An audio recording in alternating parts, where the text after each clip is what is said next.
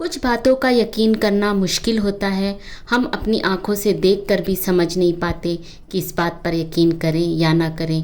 इस दुनिया में ऐसी बहुत सारी बातें हैं, बहुत सारी स्टोरीज़ हैं जो कि कभी कभी पता चलती हैं तो हैरान रह जाता है दिमाग कि ये सब कैसे और क्यों।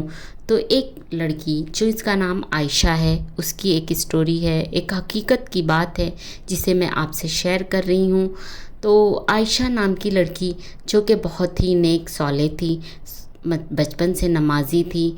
उसे नमाज़ पढ़ना और अच्छे काम करना पसंद था। तो नॉर्मल बच्चों की तरह थी और अच्छे से रहती थी घर में। और उसके साथ कभी कभी कुछ ऐसी बातें हो जाती थी तो उसे लगता था बस ऐसी ही है। घर वाले भी उस पर ज़्यादा ध्यान नहीं देते थे। तो जैसे जैसे उसकी उम्र बढ़ती गई, जब वो 10th में आई तो उसके साथ हादसे बढ़ने लगे। तो भी उसने ध्यान नहीं दिया, ना किसी ने ध्यान नहीं दिया। लेकिन वो नमाज की पाबंद थी, वो 5 वक्त नमाज़ पढ़ती, अपनी अम्मी की खिदमत करती, घर के काम करती। तो लोगों को एकदम नॉर्मल सब लगता।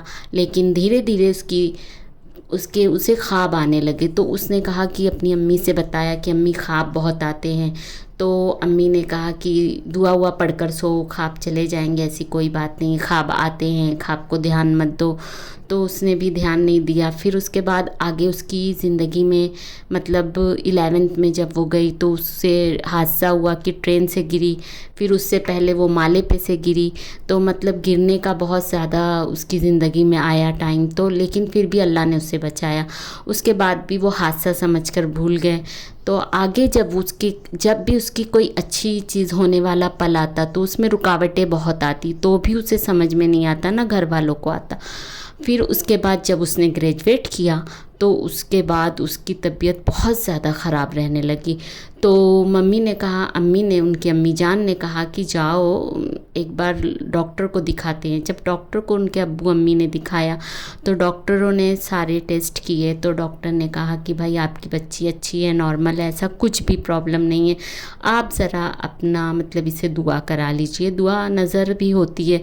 तो नज़र तो सब लोग उसके घर वाले मानते थे, लेकिन मौलाना के पास जाना उन्हें पसंद नहीं था। तो लेकिन बोलते हैं ना, मरता क्या ना करता। तो बच्ची की तबीयत ज़्यादा ही ख़राब रहने लगी। तो उनके अम्मी अब्बू ने कहा चलो ठीक है।